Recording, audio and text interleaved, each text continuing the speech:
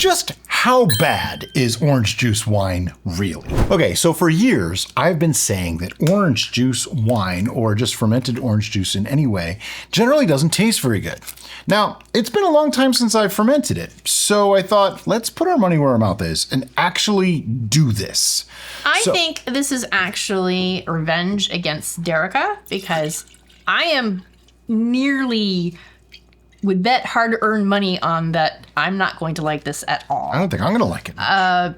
But there's been plenty of things that I've made Brian try, particularly on the tasting room, that he thought he wasn't going to like at all. Some of them he was right, so it's revenge time. So we're going to make this a very, very, very simple wine, just like a lot of people would do if it was like their first time. So I have a 1 gallon batch of orange juice here, 1 gallon container. We're going to ferment right in it because this is sterile and sanitized. I removed 2 cups, or, half a mason jar. I want to read something to you that's funny on the ingredients, though. Ingredients: orange juice from concentrate, filtered water, orange juice concentrate. That's what's in orange juice concentrate. Ascorbic acid, in parentheses, vitamin C, has an asterisk next to it. At the bottom, it says ingredients not found in regular orange juice. I'm not sure what kind of orange juice doesn't have vitamin C in it, because isn't that like the selling point of orange juice? But it's what it says. They probably add more, whatever. Okay. To this, we need to add some before we do that, I need to know what the readings are so I know how much sugar to add. Reading the nutrition label on this, it seems to be about half a pound of sugars, which would be somewhere in like the 1.020-ish starting gravity range, which is not very high. That's not going to make a lot of alcohol. So we're going to have to add a significant amount of sugar to this. But let's just see what it actually is for real. Most juices, like, apple juice, grape juice, stuff like that, falls around 1.050. Now that's really interesting. This actually is roughly the same as those. It's 1.050. So they're wrong. They're lying on the label, because it says sugars total 20 grams, 11 servings. So that's only 220 grams of sugar. That's half a pound of sugar in the whole gallon, making it like a 1.020. It's more than double that, which means there's more than a pound of sugar in this gallon. Just saying.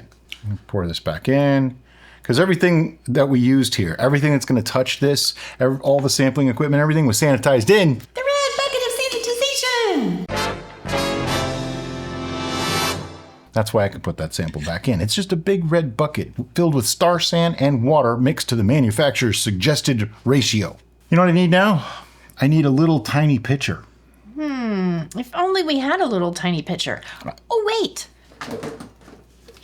We do. We've been using a 1 gallon version of this for a long time, and this is the most awesomest pitcher ever. This has the milliliters and US fluid ounces with the really sharp, pointy spout and easy to grip handle. These are gonna be for sale. Link in the description below. This I'm starting to use for pouring sugar. So let me do this, get out the scale, make sure the scale is on a flat surface, because otherwise it won't give an accurate reading. Get out of my way. I know some of you are saying, well, why don't you just put your fermentation bucket or vessel on the scale and just pour in and measure that way? Well, you can, unless you have a maximum weight capacity of your scale and you're brewing large enough that you surpass that. Well, I'd also need a funnel. This acts as a vessel and a funnel. Okay, so if that's 1.050, and I know I want this to be around 1.100, I need roughly a pound of sugar. That'll bring it to like 1.09 something, and that works for me. That's perfect. So, a pound. We had just a little over a pound in this bag. But because there's less than a gallon there, this will probably be at the target. Ooh, I should notate. Look at that. 500 milliliters is a pound of sugar. Oh, learn something new every day. But you know what it also is? It's a little over 16 ounces, like fluid ounces.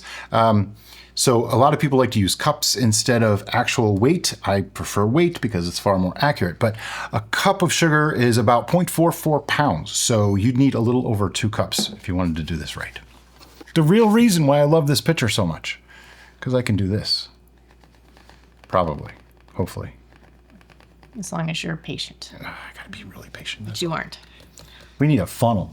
And we could have totally poured it with that. It would just taken a while, and you'd have to be patient. Brian is not patient. So But as soon as she got up, I remembered that I have funnels right over there. It's easy access one. Yeah. So there we go. Now, that did not negate the whole purpose of the pitcher because it's great for measuring. That's actually pretty awesome. It's still pouring much nicer than anything else we've tried. Oh, yeah. This is so much better than the way I used to do things. There's about no way I could have poured this in this easily. Just straight into the bottle from the bag. Oh, yeah. I would have tried, though. I've seen that in action. It always ends in tears and a lot of sugar everywhere. Yeah. Now, could you ferment this without the added sugar? Yes, of course. It'll just be a much lower final ABV. And I want this to be, it's done in the process of my sweet red wine. That's the idea here. So now I want to put the lid on and give this a good shake. I want to shake the bejesus out of it. Mix all that sugar in, and then I'll get an original gravity reading. Now the mixing does a couple things. First, it mixes it in, and second, what else does it do? It aerates our brew. And at this point, before alcohol has been created, we want oxygen in our brew because yeast require that in order to go through what is called the budding process. And this is, they're going to be building up their structural integrity and then replicating themselves, essentially. It's how they multiply and create a column. And oxygen is necessary for that. This is how you get a good arm workout, too. Okay, I think that's actually mixed up. It's actually hard to tell because it's semi-translucent. Orange juice is difficult to see through. I think we're good. Find out in just a second, won't we? All right, I need reading equipment. All right. And everything was sanitized again after we took the other reading, just so that there's no cross-contamination or anything like that. And you'll notice I do this. I'm playing with it, but at the same time, I'm actually getting rid of any excess liquid that might be in it. Just like you'll see me do this once in a while where I dump this out. See, there's a few drops in there. Not that that's going to throw off the reading by much, but in here, it's much more likely to have an effect. But it's not something to really like drive yourself crazy about. Just do the best you can. Did I overshoot? A little bit, yeah. Probably because it's less than a gallon. It overshot by just a little tiny bit. We're actually sitting at 1.110, which not a problem. If I take that 1.110 and turn it around, gives us, if it was to go totally dry, it's just over 14% alcohol, which works in our favor because I don't actually want it to go dry. I want it to stay sweet. So it'll be somewhere around like 12, maybe 13%, and a little sweet. Because I have a feeling that dry orange juice, fermented, probably not all that good. Now, continuing the tradition of my sweet red wine, I'm going to be using Fleischmann's bread yeast. Now, if you only have Red Star bread yeast, use that. I mean, other people have told me that they have had great luck with that. And I've found that the rapid rise, active dry, instant, whatever it is, Fleischmann's yeast doesn't really matter. They're all about the same as far as the way they work for this particular aspect. So I'm going to put in a teaspoon, which this is a half, so I got to do this really carefully. Don't want to touch the sides. It's like a game of operation. Yeah. I was always really good at that. Takes a very steady hand. Yeah. Didn't even touch the sides. Just a total swish. Okay. I am just going to kind of jiggle it around. Jiggle it just a little bit. Because if I try to mix this up, I'm going to get yeast stuck to the sides. They won't fulfill their destiny. Cats and dogs living together. Mass hysteria. Okay, I think I got them swirled in though, because they were sitting on top of the foam. All right. All right. So we recently it was on the Ferment Station, right? Mm-hmm. We did a podcast about Minimalist brewing. Right. How can you get into the hobby with the least amount of upfront costs and just the bare minimum? And so this is about it. That in mind, we're not going to put an airlock on this. Right. Now, this is not necessarily the way I would recommend doing it, but if you've never done this before, you can do it this method. I'm also only doing it this way because I feel that most people that try to make orange juice wine their first time are doing it this way. So I want to be authentic. But here's the way I like to do it. I put the cap on, if you're going to use a cap, until it just touches, like where you can't just pull it right off, and then try to squeeze. And if it stays compressed, it's too tight. So back off like a quarter turn, try again. There we go. It breathes. You can almost hear it and feel it. Because I'm even going to go a little further. we want that gas that's being produced to be able to escape, but we don't want fruit flies and actual bugs to be able to get back in there.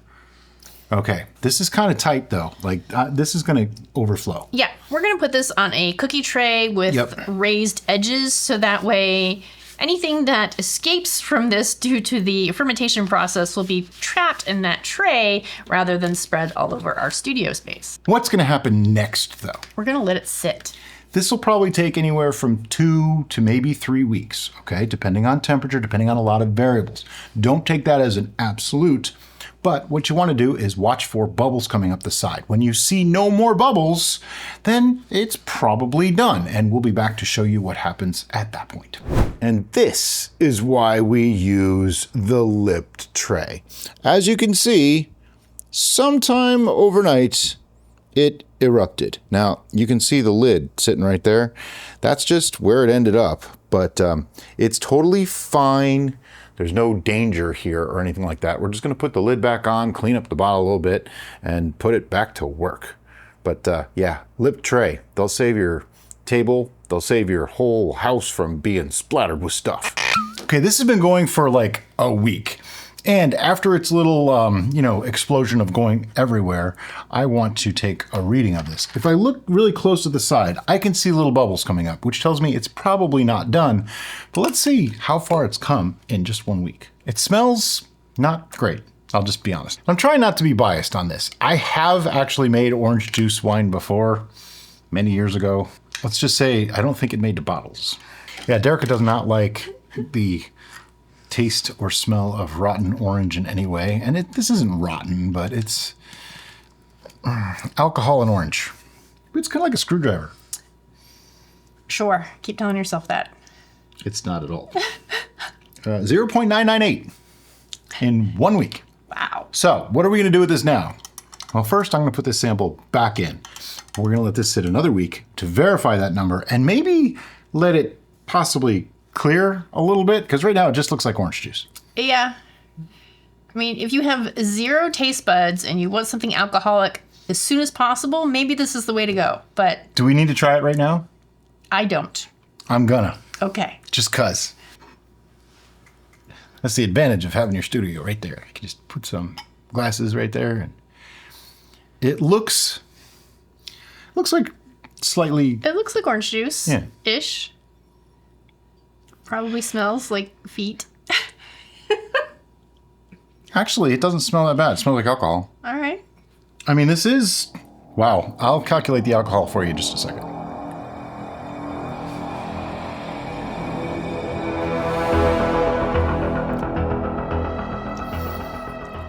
Are you questioning your life choices now? Just that last one. Okay. Okay. I taste orange. I taste alcohol. It's kind of harsh. It's got more acidity and astringency than I ever thought it would have. And there's like a weird... Is it almost metallic? Yeah. Yep. Okay, well, this is going back in, and we'll try this again in a week. Note the tray, just in case. You know what, though? I'm going to give this a quick little... Maybe not. It's hard to do. These containers are It's not conducive to swirling. It is not at all. So I'm just going to set the cap on it. That's it. Oh, I was going to figure out the alcohol for you. There you go. Now remember, this was bread yeast. So we start at 1.110 minus 0.998. We used up 112 points, or 0.112 times 131.25. Gives us 14.7% alcohol with orange juice and bread yeast and sugar. So I'm going to stick with my original statement. If you just want to make alcohol and you have no taste buds whatsoever, I don't know that you need to be that mean about it. this is your friend. Because next week or the week after or sometime soon, she gets to taste it too. But for now, it's going to go back up and we're just going to hope it clears a little bit. Okay, so last week it was at 998. Let's see what it's at this week. I'm going to bet 998 or lower. If it goes higher, that's a problem. I don't know how to explain that one. I've had a couple of people tell me that theirs went up. That's 0.998. Yeah. Use 4 digits, people. Make it easy for everyone involved. it looks like orange juice still. It looks like orange juice. It looks like watered down orange juice, really. You know, it has that almost fake look to it. This is either going to be the most amazing, super quick wine ever, or one of the most vile things we have ever drank on the show. What do you know? 0.998. We're going to treat this just like we would any other brew, even if we didn't think it was going to be completely disgusting. And we're going to rack it. So to do that, I'm going to start by putting the sample into a pitcher. This is not really clear. We may have to cold crash this to I doubt it's achieve the full effect. But it is interesting that the yeast cake looks like it actually did compact quite nicely. This is flocculation, if you will. Yeah, there's a really defined line right there. But overall, it is not super clear. Like you can see at the top, a little bit more light is coming through, but it didn't really clear out all that well. And as far as the flocculation goes, it's interesting because we did use bread yeast, which is not known for great flocculation, but that could also be why there's still so much up in suspension. Who knows? Anyway, we need an auto siphon. We do. And here's how we rack, just like we always do. Auto siphon, cap on, tubing into the destination, which is lower than the source. In this case, it's on Derica's lap because it's just the most convenient thing we can do while we're on camera. And I just go about halfway down, get the siphoning started, and then work with it. You don't want to go all the way down because then you'll start sucking up all the lees and sediment. You want to go about halfway. But you just and need to then pay attention. Pay attention. Yeah, don't talk to a camera while you're doing this. It makes it much more complicated. And then as it starts getting closer to the bottom, I'll lean this back just slightly so that we get more depth over the actual auto siphon intake, and you can get a little bit more of the liquid out that way. There's always going to be loss. No matter what, there's going to be some loss. With pulpy things like orange juice, usually there's more. All right, it's mud in the bottom of that.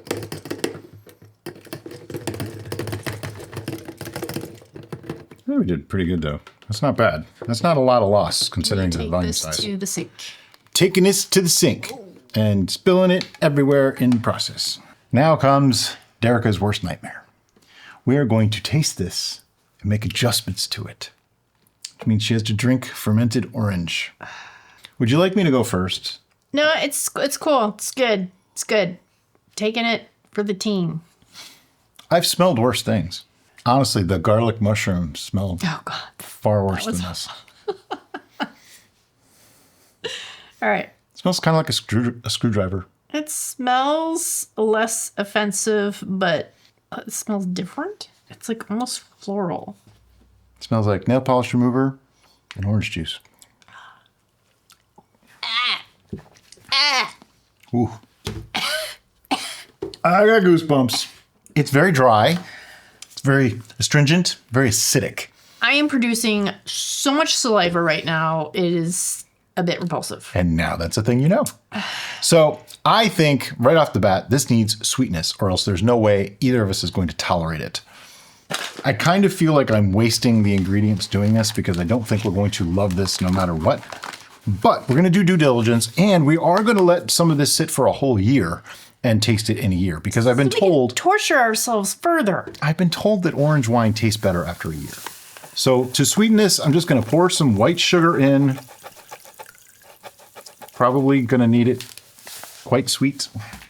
And I'm going to mix it up. Now, this is not clear.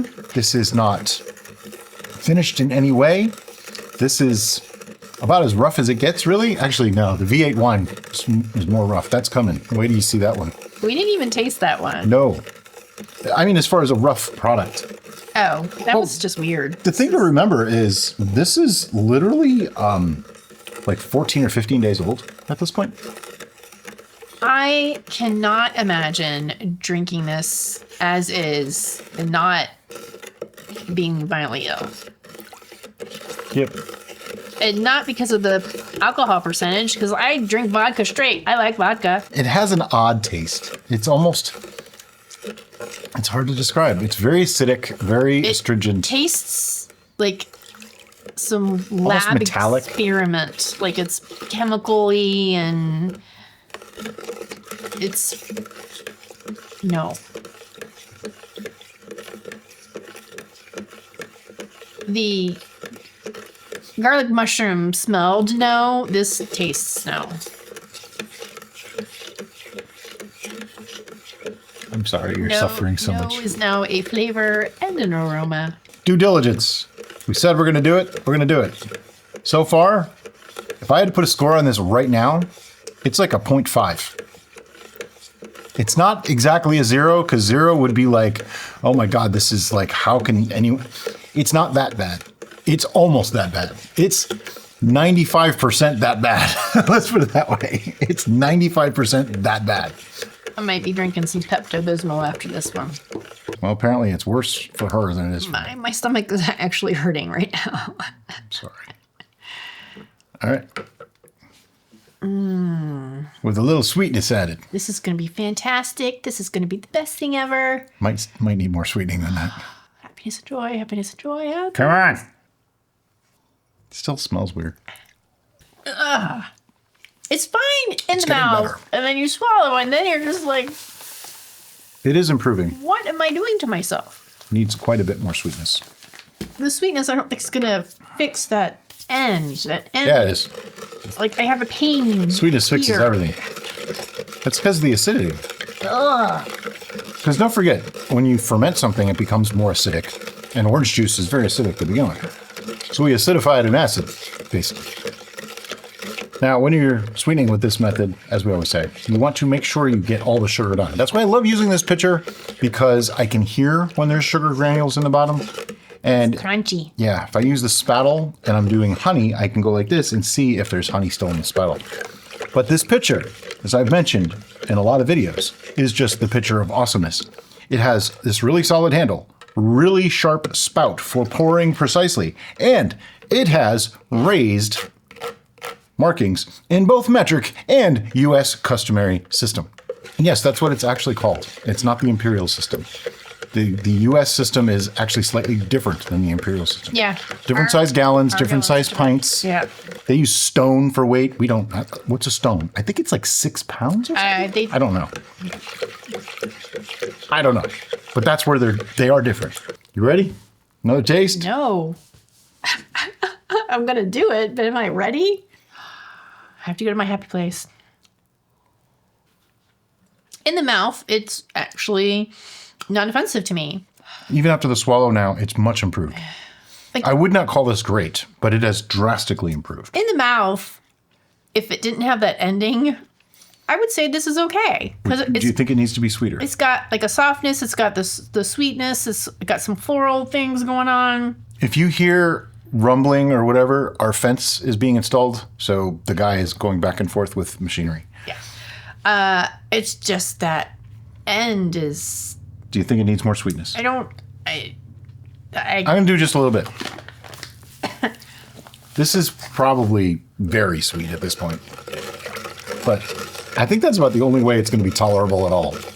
And the only way I see us really using this anyway is like a cocktail mixer. I don't know what's going to camouflage that You end. put a half a shot of this into like 8 ounces of vodka and then 12 more ounces of orange juice. You'll never complain about it. If I get the 25 ounces down, then I might be okay. It's like, just won't care after that. I don't seem to be having as much of a problem with it. Now that it's sweeter, I'm tasting more of the floral aspects. Yeah, like There's I say. some pleasant things coming through, In the mouth, I'm like, oh. making me really wonder what this will be like in a year. I'm like, but you gotta swallow it now. And it just. I wish it was clearer, because it just looks like alcoholic orange juice right there. Like it looks like something a college kid would have in their dorm room. I'm not recommending that. I'm just saying this is what it looks like. So for all those people out there that don't think that bread yeast can get to high ABV, this is your proof. But if you It easily can. have just one taste bud that's still active. Last taste till the official tasting. I'm running out of happy places to run to. Whew. It's not bad. I don't hate it now. Still not good? I mean, it's not great. Don't get me wrong. But anyway, now that we have added sugar to this, and we don't know if the yeast could ferment it further, we are going to pasteurize it. But I'm going to do something that I did in another video. I'm going to do it again. Where's the half gallon? Yeah, let's see. What did we sweeten it to? I'm going to expect this is 1.050 or higher at this point. I can't imagine that it's lower than that. simply because it was so acidic and so astringent that it's actually giving Derek an upset stomach. Well, I was wrong. 1.042. The reason why I kind of dictate to Brian what to put in the notes is because I have to use that to fill out all the information for you guys in the description. And I leave out all the time. It happens occasionally. All the time. I forget to write down the yeast. I forget to write down the date. Who are we? What are we doing? We don't know. Well, here's the thing. When we do videos, you probably realize that we do parts of many videos in the same day. So we might, today alone, we might have 6 different parts to 6 different videos being filmed. So I think this is part number 4 so far. Something like that, yeah. But anyway, where's the half-gallon container? Let me get it. Okay, so normally we say you should siphon everything. And I would wholeheartedly go with that. Except when you have this small of an amount, I'm kind of thinking that you might be able to cause more damage with a siphon than just pouring it very carefully. So I'm just going to pour this very carefully. Again, perfect use for this exact pitcher because that very sharp spout lets me pour it very precisely, very carefully. Yeah, the trick with this spout is you just want to make sure that you stay centered. Yep. And then you're fine. And notice, no sound. If it makes noise, it's gurgling. That means you could be oxygenating. Yeah, you want it to let it go down the side of the vessel so that way it's minimizing its air content. Now, don't get me wrong. If you have an auto siphon or you have a way to do this without introducing any oxygen in any way, that's probably better than this. I'm just showing this because if you do this right, it minimizes risk. Doesn't mean it eliminates it, it minimizes it. We do it on occasion when we have really small amounts and never had a problem. I know some people are freaking out right now, and I'm really sorry. But not everybody has all the gear all the time, so this way, there's alternatives. Had a wee little bit left. I'm just gonna drink this. All right, so airlock and bung going on, and like I said, we're going to pasteurize this. Now, when I say pasteurize, I mean we're gonna dunk this into water with an immersion circulator, let the internal temperature of this liquid get to 140 degrees Fahrenheit, which I think is 65 Celsius. I think. I'll put it here, just in case. For 22 minutes, we're gonna hold that temperature. Then we're gonna remove it from that, let it come back to room temperature, and then we're gonna cold crash it, meaning stick it in the fridge. Let it get really, really cold. That'll help a lot of the particulates fall out, and hopefully, next time you see this, it'll be a little bit clearer. So it's been a couple days. We pasteurized it. It's been sitting in the chill chest for a while. There's a little sediment in the bottom. I don't think this is ever going to be clear, but I predicted that before, so I'm not really concerned. Looks like orange juice to me. It does really look like orange juice. But we're going to put it in some glasses, and we're going to taste it and give you our opinion.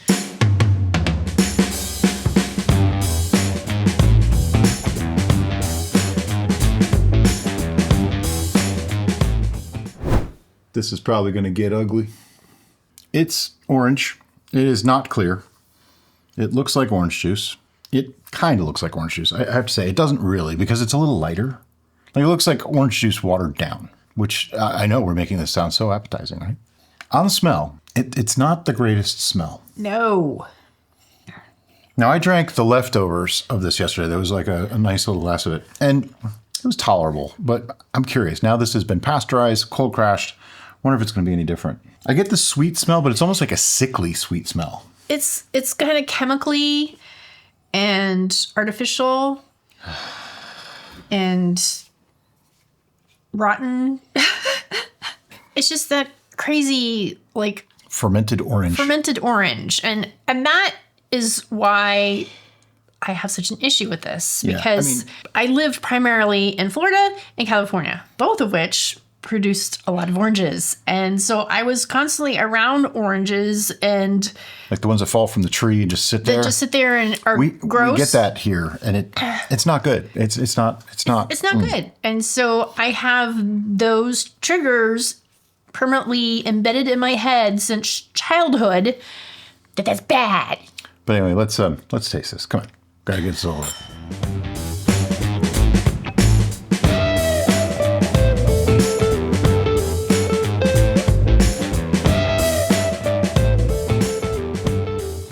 Sweetened up like we did it. It's not completely disgusting. I don't like it. And I'm going to try to be a little more specific about that. It kind of has, like, if you've ever brushed your teeth and drank orange juice, it has a little bit of that going on. Kind of has some of that going on, but there's something that's familiar, and the only thing that I can think of that's why it's familiar is because that thing of orange juice that was in the refrigerator too long, and you drank it, you're like, whoa. It kind of tastes like really, really, really dirt cheap vodka with watered down orange juice that was about to go off. Like, not quite, like it's 3 months past the expiration date. That's about what this tastes like. It still has the softness in the mouth, which I don't think is actually helping anymore. Yeah. Before, I had it a very separate, and the mouth was okay, and then you swallow and it's gross. Now it's just gross in both areas. Okay, I can't say that it's gross, but and we are allowed to have differing opinions. Yeah. Maybe because I inhaled as I was swallowing or drinking. You're supposed to drink when you want to drink and inhale when you want to inhale. I know, but I got more of the aroma as it was entering my mouth, and so that might have ruined it for me. I'll try to not do that. We're not sure about this one. I don't think it's going to score very well. There's something like almost savory, Yeah, it does have an odd savory note to it. which makes it extra wrong. I'm trying to She's trying to make words. verbalize why this is wrong for me. It's because it's fermented orange, and it just, because you grew up with that smell, it's never going to taste right to you. It's And that's okay. I can be a little bit less biased because oranges weren't like growing on trees when I grew up. So. Like if you talk about words that pop into your brain when you're drinking whiskey, and weird words that pop into your brain when you're drinking whiskey, particularly Scotch, it's okay. That's been normalized. So like rubber and Band-Aid and leather and old Sure. chairs, those are good words. I know what this is now. This is cheap vodka and Tang.